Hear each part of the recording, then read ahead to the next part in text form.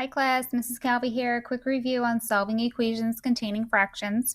So, just as we were solving equations using integers and solving equations using decimals, process is the same for solving equations with fractions. The goal is the same. You are looking to find the value of the variable, which means getting the variable by itself, using the opposite operation to move it to the other side. So here I have x minus 1/5 is equal to 3/5. This is a subtraction problem. In order to get rid of that 1/5, I'm going to add it to both sides. Okay, so I'm adding 1/5 to both sides. Left side, these 1/5 cancel. I have my variable by itself, drop down my equal sign.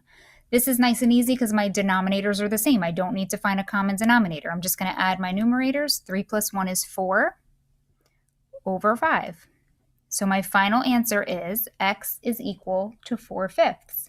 Now, if I wanted to check this, I would plug 4/5 in for my x and look to see if 4/5 minus the 1/5 is equal to 3/5, which it is. So I know my answer is definitely correct.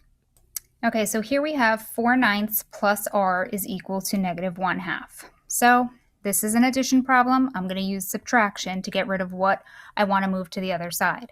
So this is a positive 4/9. I'm going to subtract 4/9 from both sides. The 4/9 on the left, they will cancel. I'll be left with my r, which is what I want. Drop down my equal sign.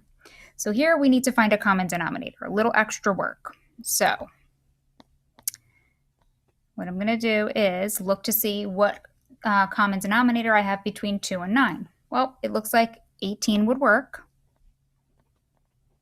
9 times 2 is 18. 4 times 2 is 8. 2 times 9 is 18. 1 times 9 is 9. Okay, so now my denominators are the same. Remember, do not forget about your sign. So they happen to be both negatives.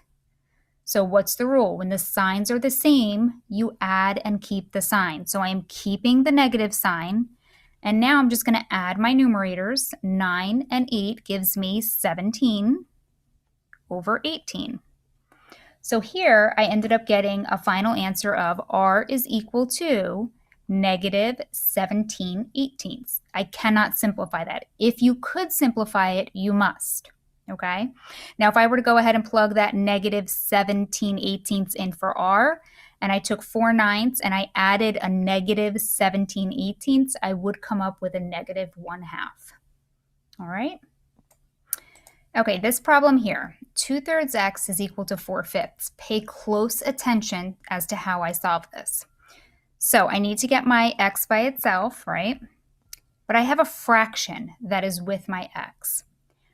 In order to get rid of the fraction, you are going to multiply by its reciprocal on both sides. So I'm going to multiply the left side by 3/2 and the right side by 3/2. So if you have a fraction that is with a variable, in order to get rid of the fraction, you multiply it by its reciprocal. And remember, whatever you do to one side, you must do to the other side. So here, now these on the left cancel out. So these cancel each other out. And I'm finally left with my x, and that's what I want. So now all we're doing is multiplying fractions. I can cross simplify, so I'm going to do that to make it easier. 2 goes into 2 once, 2 goes into 4 2 times. So now I'm just going to multiply my numerators across, multiply my denominators across. 2 times 3 gives me 6. 5 times 1 gives me 5. I never want to leave it as an improper fraction. I want to change that into a mixed number.